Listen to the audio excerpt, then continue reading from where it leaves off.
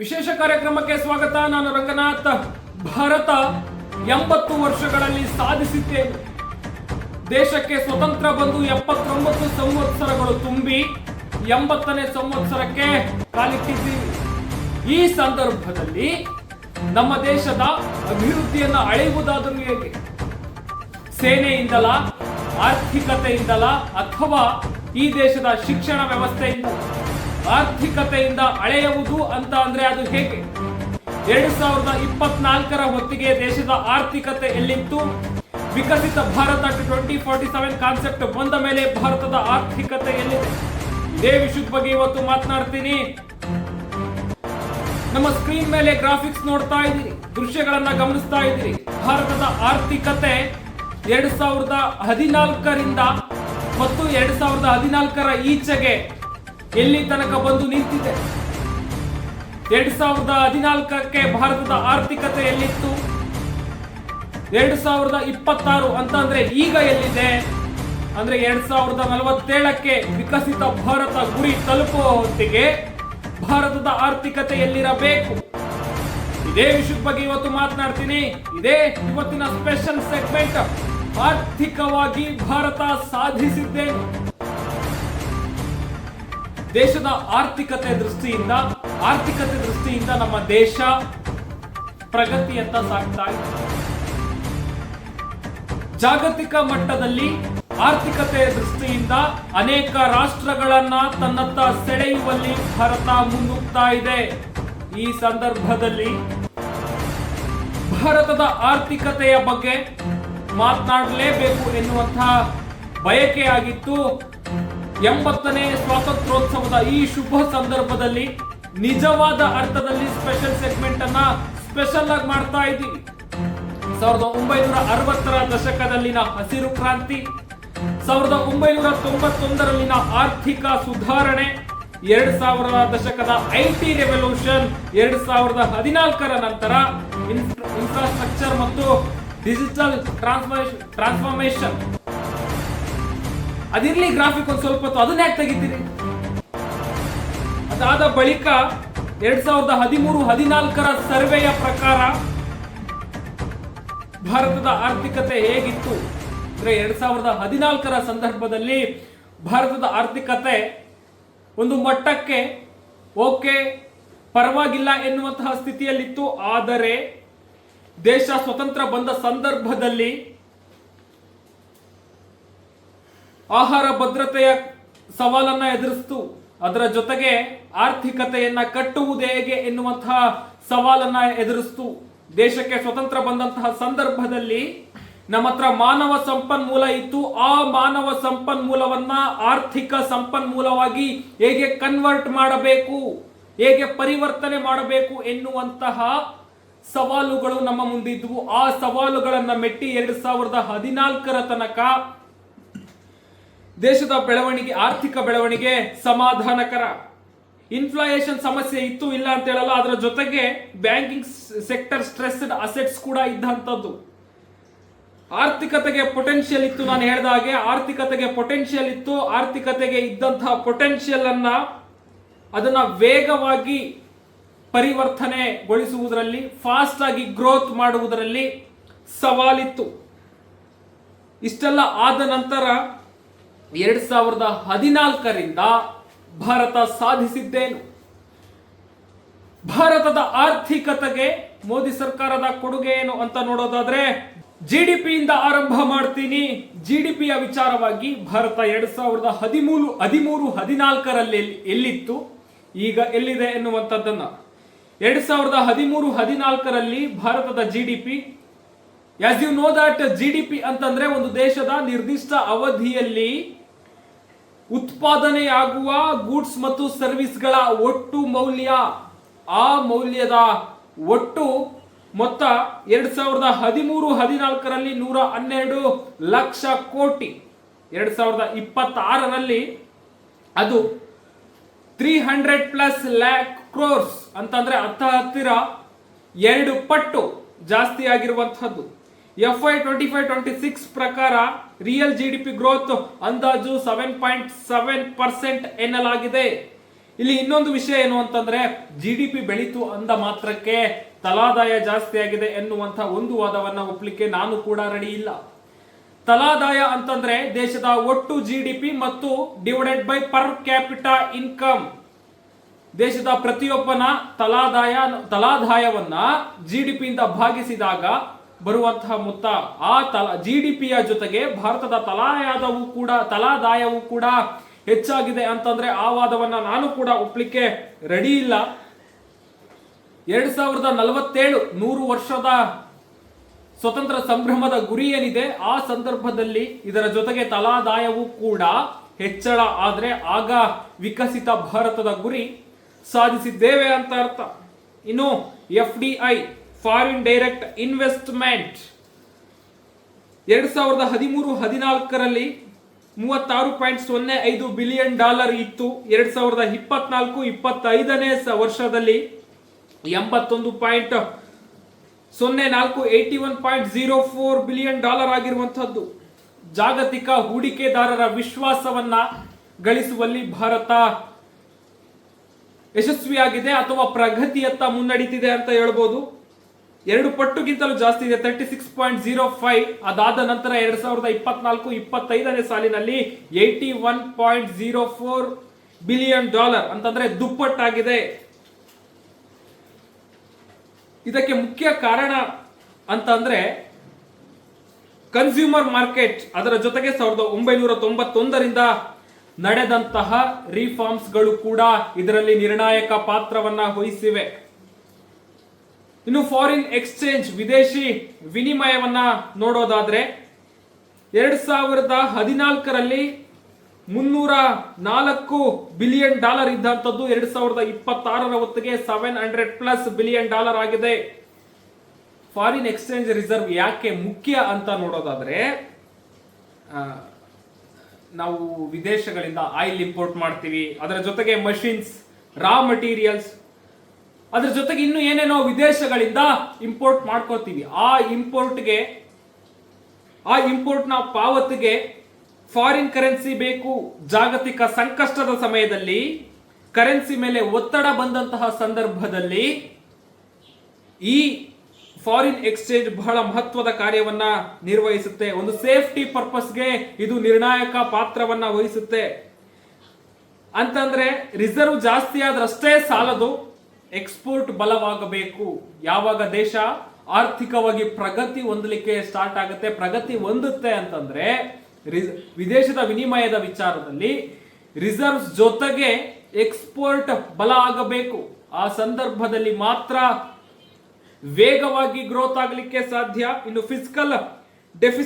Fiscal deficit ಅಂತಂದ್ರೆ ನಿಮ್ಮಲ್ಲಿ ಬಹಳ ಜನಕ್ಕೆ ಐಡಿಯಾ ಇರುತ್ತೆ ಅನ್ಕೋತೀನಿ. ಒಂದು ದೇಶದ ಅಥವಾ ಒಂದು ಸರ್ಕಾರದ ಖರ್ಚು ಮತ್ತು ಆದಾಯ, ಒನ್ಸ್ ಅಗೈನ್ ಐ ರಿಪೀಟ್, ಒಂದು ಸರ್ಕಾರದ ಖರ್ಚು ಮತ್ತು ಅದರ ಆದಾಯ ಅವೆರಡರ ನಡುವಿನ ಗ್ಯಾಪ್ ಏನಿರುತ್ತೆ ಅದನ್ನ ಫಿಸಿಕಲ್ ಡೆಫಿಸಿಟ್ ಅಂತ ಹೇಳ್ಬಿಟ್ಟು ಕರೀತಾರೆ. 2013-14ರಲ್ಲಿ ಸೆಂಟ್ರಲ್ ಗೌರ್ಮೆಂಟ್ ನ ಫಿಸಿಕಲ್ ಡೆಫಿಸಿಟ್ ಸುಮಾರು 4.5% ಇದ್ದಂಥದ್ದು. FY 2025-26ರ ರಿವೈಸ್ಡ್ ಎಸ್ಟಿಮೇಟ್ ಪ್ರಕಾರ ಅದು 4.4%. ಏನು ಹೆಚ್ಚು ಬದಲಾವಣೆ ಆಗಿಲ್ಲ, 1.1% ಅಲ್ಲಿ ಇರುವಂತಹದ್ದು. ಕನ್ಸಾಲಿಡೇಷನ್ ಮಾಡುವ ಮಾರ್ಗದಲ್ಲಿ ಭಾರತ ಸಾಗ್ತಾ ಇದೆ. ಇದಕ್ಕೆ ಇನ್ನೊಂದು ಚರ್ಚೆ ಓಡಾಡ್ತಾ ಇದೆ. ಅನೇಕ ಆರ್ಥಿಕ ತಜ್ಞರು ಅನೇಕ ಚರ್ಚೆಗಳನ್ನ, ಅನೇಕ ವಿಷಯಗಳನ್ನ ಅನೇಕ ಬಾರಿ ಮಾತನಾಡುವಂತಹ ಸಂದರ್ಭದಲ್ಲಿ ಹೇಳ್ತಾರೆ, ಫಿಸ್ಕಲ್ ಡಿಸಿಪ್ಲಿನ್ ಬೇಕು, ಆದರೆ ಗ್ರೋತ್ಗಾಗಿ ಇನ್ವೆಸ್ಟ್ಮೆಂಟ್ ಕೂಡ ಬೇಕು. ಹೀಗಾಗಿ ಸರ್ಕಾರ ಕ್ಯಾಪಿಟಲ್ ಎಕ್ಸ್ಪೆಂಡಿಚರ್ ಹೆಚ್ಚಿಸುವ ಮೂಲಕ ಇನ್ಫ್ರಾಸ್ಟ್ರಕ್ಚರ್ಗೆ ಹಣ ಹೊಂದಿಸಬೇಕು ಎನ್ನುವಂಥದ್ದು ಅದು ನಿಜ ಕೂಡ. ಇನ್ನು ಮುಂದಿನದಾಗಿ ನಾನು ತುಂಬಾ ಹೇಳಿಲಿಕ್ಕೆ ಹೋಗಲ್ಲ, ತುಂಬಾ ನಂಬರ್ಸ್ ಹೇಳಲಿಕ್ಕೆ ಹೋಗಲ್ಲ. ಯಾಕೆ ಅಂತಂದ್ರೆ ಅದು ಡ್ರ್ಯಾಗ್ ಆಗುತ್ತೆ, ಕೇಳುವವರೆಗೂ ಕೂಡ ಒಂದ್ ಸ್ವಲ್ಪ ಬರೀ ನಂಬರ್ಸ್ ಆದ್ರೆ ಬೋರ್ ಆಗುತ್ತೆ ಅನ್ನೋ ಕಾರಣಕ್ಕೆ ಸ್ವೀಟ್ ಅಂಡ್ ಶಾರ್ಟ್ ಆಗಿ ಒಂದೊಂದೇ ಪಾಯಿಂಟ್ ಮುಗಿಸ್ತಾ ಹೋಗ್ತಾ ಇದ್ದೀನಿ. ಇನ್ನು ಇನ್ಫ್ರಾಸ್ಟ್ರಕ್ಚರ್ಗೆ ಬಂದ್ರೆ, ಇನ್ಫ್ರಾಸ್ಟ್ರಕ್ಚರ್ ಯಾಕೆ ಮುಖ್ಯ ಅಂತಂದ್ರೆ ಪ್ರೊಡಕ್ಟಿವಿಟಿ ಹೆಚ್ಚಿಸಬೇಕು. ನಾಳೆ ನಮ್ಮ ದೇಶದ ಪ್ರೊಡಕ್ಟಿವಿಟಿ ಹೆಚ್ಚಿಸಬೇಕು ಅನ್ನೋದಾದ್ರೆ ನಾವು ಇನ್ಫ್ರಾಸ್ಟ್ರಕ್ಚರ್ ಮೇಲೆ ಬಹಳಷ್ಟು ಫೋಕಸ್ಡ್ ಆಗಿ ಹೂಡಿಕೆ ಮಾಡಬೇಕು. ಲಾಜಿಸ್ಟಿಕ್ ಸುಧಾರಿಸಬಹುದು, ಪ್ರೈವೇಟ್ ಇನ್ವೆಸ್ಟ್ಮೆಂಟ್ ಬರಬಹುದು, ಹೊಸ ಕೈಗಾರಿಕೆ, ಹೊಸ ಉದ್ಯೋಗ ಸೃಷ್ಟಿಯಾಗಬಹುದು. ಈ ಎಲ್ಲಾ ಸಾಧ್ಯತೆಗಳ ದೃಷ್ಟಿಯಿಂದ ಇನ್ಫ್ರಾಸ್ಟ್ರಕ್ಚರ್ ಬಹಳ ಮುಖ್ಯವಾದಂತಹದ್ದು. 2014ರ ನಂತರ ಇನ್ಫ್ರಾಸ್ಟ್ರಕ್ಚರ್ ಮತ್ತು ಪಬ್ಲಿಕ್ ಕ್ಯಾಪಿಟಲ್ ಎಕ್ಸ್ಪೆಂಡಿಚರ್ಗೆ ಹೆಚ್ಚಿನ ಒತ್ತು ನೀಡಲಾಗಿದೆ. Effective capital expenditure 17.15 lakh crore ಮಟ್ಟದಲ್ಲಿರುವಂತಹದ್ದು ಪ್ರಸ್ತುತ. ಅದರ ಜೊತೆಗೆ ಇನ್ನು ಅನೇಕ ವಿಷಯಗಳು ಬರುವಂತದ್ದು, ಅವುಗಳನ್ನು ಕೂಡ ನಾನು ಸ್ವೀಟ್ ಅಂಡ್ ಶಾರ್ಟ್ ಆಗಿ ಹೇಳಿ ಮುಗಿಸ್ಬಿಡ್ತೀನಿ. ಡಿಜಿಟಲ್ ಇಂಡಿಯಾ ಭಾರತದ ಕೈಯಲ್ಲಿರುವಂತಹ ಆರ್ಥಿಕ ಪ್ರಗತಿ ಏನಿದೆ, ಇವತ್ತು ಎಲ್ಲ ಕಡೆ UPI ಬಂದಿದೆ. ಇವತ್ತು ಕೈಯಲ್ಲಿ ಹಣವನ್ನ, ನೋಟ್ಗಳನ್ನ ಇಟ್ಕೊಂಡು ವ್ಯವಹರಿಸುವವರ ಸಂಖ್ಯೆ ತುಂಬಾ ಕಡಿಮೆ.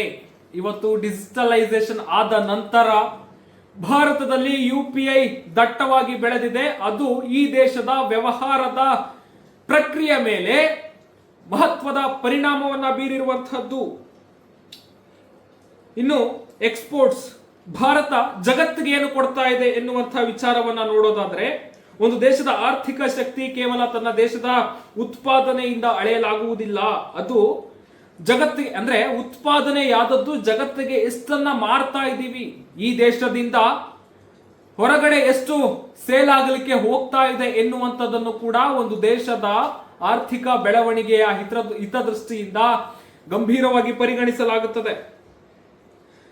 ಭಾರತ ಸರ್ವಿಸ್ ಸೆಕ್ಟರ್ ನ ಈಗಾಗಲೇ ದೊಡ್ಡ ಗ್ಲೋಬಲ್ ಸ್ಟ್ರೆಂತ್ ಆಗಿ ಬೆಳೀತಾ ಇದೆ. ಗ್ಲೋಬಲ್ ಸ್ಟ್ರೆಂತ್ ಆಗಿ ಬೆಳೀತಾ ಇರೋದ್ರಿಂದ IT ಸರ್ವಿಸ್ಗೆ, ಬಿಸಿನೆಸ್ ಸರ್ವಿಸಸ್ಗೆ, ಫೈನಾನ್ಷಿಯಲ್ ಸರ್ವಿಸಸ್ಗೆ, ಪ್ರೊಫೆಷನಲ್ ಸರ್ವಿಸಸ್ಗೆ, ಅದರ ಜೊತೆಗೆ ಡಿಜಿಟಲ್ ಸರ್ವಿಸಸ್ಗೆ ದೊಡ್ಡ ಪ್ರಮಾಣದಲ್ಲಿ ಫಾರಿನ್ ಎಕ್ಸ್ಚೇಂಜ್ ಬರ್ತಾ ಇದೆ. ಅದರ ಜೊತೆಗೆ ಮ್ಯಾನುಫ್ಯಾಕ್ಚರಿಂಗ್ ಎಕ್ಸ್ಪೋರ್ಟ್ಸ್ ನಲ್ಲಿ ಕೂಡ ಇನ್ನಷ್ಟು ಸ್ಕೇಲ್ ಬೇಕು ಎನ್ನುವಂತಹ ವಿಚಾರ ಕೂಡ ಇರುವಂತದ್ದು. China, Vietnam, south Korea, Taiwan ಇಂತಹ ದೇಶಗಳ ಸಪ್ಲೈ ಚೈನ್ ಏನಿದೆ, ಆ ಸಪ್ಲೈ ಚೈನ್ಸ್ ಜೊತೆ ಭಾರತ ಸ್ಪರ್ಧಿಸಬೇಕು. 2047ರ ವಿಕಸಿತ ಭಾರತದ ಗುರಿಯ ಹೊತ್ತಿಗೆ ಭಾರತ ಈ ದೇಶಗಳ ಜೊತೆಗೆ ಸ್ಪರ್ಧಿಸಬೇಕು ಎನ್ನುವಂತಹದ್ದು. ಅದಕ್ಕಾಗಿ ಸ್ಪರ್ಧಿಸಬೇಕು ಅಂತ ಆದ್ರೆ ಮುಖ್ಯವಾಗಿ ಎಲೆಕ್ಟ್ರಾನಿಕ್ಸ್, ಸೆಮಿ ಕಂಡಕ್ಟರ್ಸ್, ಡಿಫೆನ್ಸ್, ಅದರ ಜೊತೆಗೆ automobiles, textiles, engineering goods, renewable energy equipment ಬಹಳ ಮಹತ್ವದ ಕಾರ್ಯವನ್ನ ನಿರ್ವಹಿಸುತ್ತದೆ. ಈ ಎಲ್ಲಾ ಕ್ಷೇತ್ರದಲ್ಲಿ ಭಾರತ ತನ್ನ ಉತ್ಪಾದನಾ ಸಾಮರ್ಥ್ಯವನ್ನ ಹೆಚ್ಚಿಸಿಕೊಳ್ಳಬೇಕು. ಆಗ ಮಾತ್ರ ನಮ್ಮ ಗುರಿ 2047ಕ್ಕೆ ಏನಿದೆ ಆ ಗುರಿಯನ್ನ ಸಾಧಿಸುವಲ್ಲಿ ಯಶಸ್ವಿಯಾದಂತೆ. ಇನ್ನು ಬ್ಯಾಂಕಿಂಗ್ ಸೆಕ್ಟರ್, ನಾನು ಆರಂಭದಲ್ಲಿ ಮಾತನಾಡ್ತಾ ಇರುವಂತಹ ಸಂದರ್ಭದಲ್ಲಿ ಹೇಳ್ತಾ ಇದ್ದೆ, 2010ರ ದಶಕದಲ್ಲಿ ಬ್ಯಾಂಕ್ಗಳ ಸ್ಟ್ರೆಸ್ಡ್ ಅಸೆಟ್ಸ್ ಮತ್ತು NPSಗೆ ದೊಡ್ಡ ಸಮಸ್ಯೆಗಳಾಗಿದ್ದವು ಎನ್ನುವಂಥದ್ದನ್ನ. ಆದರೆ ಇವತ್ತು ಸ್ವಲ್ಪ ಚೇತರಿಸಿಕೊಂಡಿದ್ದೇವೆ. 2047ರ ಹೊತ್ತಿಗೆ ಇದೆಲ್ಲವನ್ನೂ ಕೂಡ ಮೆಟ್ಟಿ ನಿಲ್ಲಬೇಕಾದಂತಹ ಅನಿವಾರ್ಯತೆ ಇದೆ. ಆಗ ಮಾತ್ರ ವಿಕಸಿತ ಭಾರತದ ಗುರಿ ಈಡೇರಲಿಕ್ಕೆ ಸಾಧ್ಯ. ವಿಕಸಿತ ಭಾರತ ಅನ್ನುವಂತಹ ವರ್ಡ್ ಅನ್ನ ಯಾಕೆ ಸ್ಟ್ರೆಸ್ ಮಾಡಿ ಹೇಳ್ತಾ ಇದ್ದೀನಿ ಅಂತ ಅಂದ್ರೆ, 2047ರ ಹೊತ್ತಿಗೆ ಭಾರತ ಅಭಿವೃದ್ಧಿ ಹೊಂದಿದ ರಾಷ್ಟ್ರವಾಗಲಿದೆ ಎನ್ನುವಂತಹ ಒಂದು ಮಹತ್ವಪೂರ್ಣ ಕಾರ್ಯತಂತ್ರ ಏನ್ ರೂಪಿಸಿದೆ ಕೇಂದ್ರ ಸರ್ಕಾರ, ಆ ತಂತ್ರ ಈಡೇರಿಕೆಗೆ ಇವೆಲ್ಲ ಅಂಶಗಳು ಬಹಳ ಬಹಳ ಮುಖ್ಯವಾದಂತಹದ್ದು. ಸೊ ಹಾಗಾಗಿ ನಾನು ಒತ್ತಿ ಹೇಳ್ತಾ ಇರುವಂತದ್ದು, ಇನ್ನು ಕಡೆಯದಾಗಿ 2047ಕ್ಕೆ ಭಾರತ ಎಲ್ಲಿಗೋಗಿ ತಲುಪಬೇಕು ಎನ್ನುವಂಥದ್ದನ್ನ ಹೇಳಿ ಮುಗಿಸ್ಬಿಡ್ತೀನಿ. ಅಂದ್ರೆ ಇನ್ಕಮ್ ಜಾಸ್ತಿ ಆದ್ರೆ ಅಥವಾ ಈ ದೇಶದ GDP ಜಾಸ್ತಿ ಆದ್ರೆ ಮಾತ್ರ ಸಾಲದು. ನಾವು ಆರ್ಥಿಕತೆಯ ವಿಚಾರವಾಗಿ ವಿಶ್ವದ ಪ್ರಮುಖ ದೇಶಗಳಿಗೆ ಸೆಡ್ಡು ಹೊಡೆದು ನಿಂತರೆ ಸಾಕಾಗುವುದಿಲ್ಲ. ಅದರ ಜೊತೆಗೆ ಈ ದೇಶದ ಪ್ರತಿಯೊಬ್ಬ ಯುವಕನಿಗೂ ಅವನ ಪ್ರತಿಭೆಗೆ ತಕ್ಕ ಉದ್ಯೋಗ ಸಿಗಬೇಕು, ಉದ್ಯೋಗ ಸೃಷ್ಟಿಯಾಗಬೇಕು. ಅದು ನಂಬರ್ 1. ಉತ್ಪಾದಕತೆ ಏನಾಗುತ್ತೆ, ಉತ್ಪಾದನೆ ಏನಾಗುತ್ತೆ. ಸೇಟು ಫಾರ್ ಎಕ್ಸಾಂಪಲ್, ಈಗ ಒಬ್ಬ ರೈತ ಏನಾದ್ರೂ ತನ್ನ ಭೂಮಿಯಲ್ಲಿ ಉತ್ಪಾದನೆ ಮಾಡಿದಾನೆ, ಬೆಳೆ ಬೆಳೆದಿದ್ದಾನೆ ಅಂತಂದ್ರೆ ಆ ಉತ್ಪಾದನೆಗೆ ತಕ್ಕ ಆದಾಯ ಬರಬೇಕು. ಉತ್ಪಾದನೆಯೂ ಹೆಚ್ಚಾಗಬೇಕು, ಅದರ ಜೊತೆಗೆ ಆದಾಯ ಕೂಡ ಹೆಚ್ಚಾಗಬೇಕು ಎನ್ನುವಂತಹದ್ದು. ಇನ್ನು ಶಿಕ್ಷಣ ಮತ್ತು ಆರೋಗ್ಯ ಕ್ಷೇತ್ರದಲ್ಲಿ ಈ ದೇಶದ ಕಟ್ಟ ಕಡೆಯ ವ್ಯಕ್ತಿಗೂ ಕೂಡ ಪಾವರ್ಟಿ ಅಂತ ನಾವೇನ್ ಮಾತನಾಡ್ತೀವಿ, ಈ ದೇಶದ ಕಟ್ಟ ಕಡೆಯ ವ್ಯಕ್ತಿಗೂ ಕೂಡ ಶಿಕ್ಷಣ ಮತ್ತು ಆರೋಗ್ಯದ ವಿಚಾರದಲ್ಲಿ ಇನ್ನಷ್ಟು ಕೇರ್ ಸಿಗಬೇಕು ಎನ್ನುವಂಥದ್ದು. ಇನ್ನು ಭಾರತೀಯರು ಜಗತ್ತಿನ ಎಲ್ಲಾ ಕಡೆ ಸ್ಪರ್ಧಿಸುವಂತಹ, ಸ್ಪರ್ಧೆ ಮಾಡುವಂತಹ ಸಾಮರ್ಥ್ಯವನ್ನ, ಕೌಶಲಗಳನ್ನ ಸಿದ್ಧಿಸಿಕೊಳ್ಳಬೇಕು, ರೂಢಿಸಿಕೊಳ್ಳಬೇಕು. ಅದಕ್ಕೆ ಪೂರ್ವ ತಯಾರಿಯಾಗಿ ಇವತ್ತು ಏನು ದಟ್ಟವಾಗಿ ಎಐ ಬೆಳೀತಾ ಇದೆ, ತಾಂತ್ರಿಕವಾಗಿ ಮುನ್ನಡೀತಾ ಇದೆ ಈ ವಿಶ್ವ, ಆ ವಿಚಾರವಾಗಿ ಮಾನ್ಯ ಪ್ರಧಾನಮಂತ್ರಿಗಳು ನಿನ್ನೆ ಒಂದು ಮಹತ್ವದ ಘೋಷಣೆಯನ್ನ ಕೂಡ ಮಾಡಿದ್ರು. ಈ ದೇಶದ 1 ಕೋಟಿ ಯುವ ಜನತೆಗೆ ಕೃತಕ ಬುದ್ಧಿಮತ್ತೆಗೆ ಸಂಬಂಧಿಸಿದಂತೆ ತರಬೇತಿಯನ್ನ ನೀಡಲಾಗುವುದು ಎನ್ನುವಂಥದ್ದು. ಈ ರೀತಿಯಾದಂತಹ ಡಿಫರೆಂಟ್ ಫೀಲ್ಡ್ಸ್ ಗಳಲ್ಲಿ ಈ ದೇಶದ ಯುವ ಜನತೆ ಅಥವಾ ಈ ದೇಶದ ಯುವ ಶಕ್ತಿ ಕೌಶಲ್ಯಗಳನ್ನ ಸಿದ್ಧಿಸಿಕೊಂಡು ವಿಶ್ವದ ಎಲ್ಲೆಡೆ ಸ್ಪರ್ಧಿಸುವಂತಹ ಸಾಮರ್ಥ್ಯವನ್ನ ರೂಢಿಸಿಕೊಳ್ಳಬೇಕು.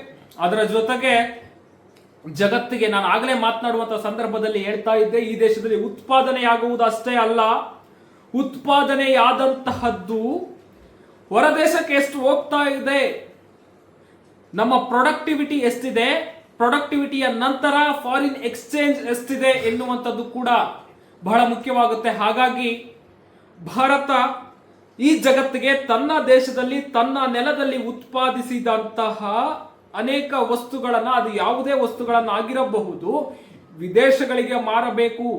ಈ ಫಾರಿನ್ ಎಕ್ಸ್ಚೇಂಜ್ ವಿದೇಶಗಳಿಗೆ ಮಾರುವಂತಹ ಒಂದು ಪ್ರಕ್ರಿಯೆ ದೇಶದ ಆರ್ಥಿಕತೆಯಲ್ಲಿ ಬಹಳ ಮಹತ್ವದ ಕಾರ್ಯವನ್ನ ನಿರ್ವಹಿಸಿದೆ. ಇನ್ನು ಟೆಕ್ನಾಲಜಿ ಬಗ್ಗೆ ಮಾತನಾಡ್ತಾ ಇದ್ದೆ. ಟೆಕ್ನಾಲಜಿಯಲ್ಲಿ ಕೂಡ ಭಾರತ ಇನ್ನು ಮಹತ್ತರವಾದಂತಹ ಬೆಳವಣಿಗೆಯತ್ತ ದಾಪುಗಾಲನ್ನ ಇಡಬೇಕು. ಯಾಕೆ ಅಂತಂದ್ರೆ ಇವತ್ತು ವಿಶ್ವದ ಬಹುತೇಕ ವಿಚಾರಗಳಲ್ಲಿ ಟೆಕ್ನಾಲಜಿ ಬಹಳ ಪ್ರಮುಖವಾಗಿ ಕೆಲಸ ಮಾಡ್ತಾ ಇದೆ. ಸೊ ಹಾಗಾಗಿ ಟೆಕ್ನಾಲಜಿ ವಿಚಾರದಲ್ಲೂ ಕೂಡ ನಾವು ಇನ್ನು ಮುನ್ನಡೆಯಬೇಕು. ಈ ದೇಶದ ಆರ್ಥಿಕ ಬೆಳವಣಿಗೆಯ ಲಾಭ ಕಟ್ಟ ಕಡೆಯ ವ್ಯಕ್ತಿಗೂ ಕೂಡ ತಲುಪಬೇಕು ಎನ್ನುವಂಥದ್ದು. ಅಂದ್ರೆ ದೇಶದಲ್ಲಿ ಆರ್ಥಿಕ ಬೆಳವಣಿಗೆ ಆದ್ರೆ ಅಷ್ಟೇ ಸಾಲದು, ಆ ಆರ್ಥಿಕ ಬೆಳವಣಿಗೆಯಿಂದ ಈ ದೇಶದ ಪ್ರತಿಯೊಬ್ಬ ನಾಗರಿಕನಿಗೂ ಆ ಬೆಳವಣಿಗೆಯ ಲಾಭ ತಲುಪಬೇಕು ಎನ್ನುವಂಥದ್ದು. ಅಂತಂದ್ರೆ GDP divided by per capita income ಮಾಡಿದಾಗ ಅದರ ಲಾಭ ಈ ದೇಶದ ಕಟ್ಟ ಕಡೆಯ ನಾಗರಿಕನಿಗೂ ತಲುಪಬೇಕು. ಆಗ ಮಾತ್ರ ದೇಶ ಆರ್ಥಿಕತೆಯ ವಿಚಾರದಲ್ಲಿ ಮತ್ತಷ್ಟು ಪ್ರಗತಿಯತ್ತ ಸಾಗಲಿಕ್ಕೆ ಸಾಧ್ಯ. ಇದರೊಂದಿಗೆ ಇವತ್ತಿನ ಸ್ಪೆಷಲ್ ಸೆಗ್ಮೆಂಟ್ ಮುಗಿಸ್ತಾ ಇದ್ದೇನೆ. ಮತ್ತಷ್ಟು ವೈವಿಧ್ಯಮಯ ಸುದ್ದಿಗಳಿಗಾಗಿ ನೋಡ್ತಾ ಇರಿ ಸ್ಮಾರ್ಟ್ ಟಿವಿ.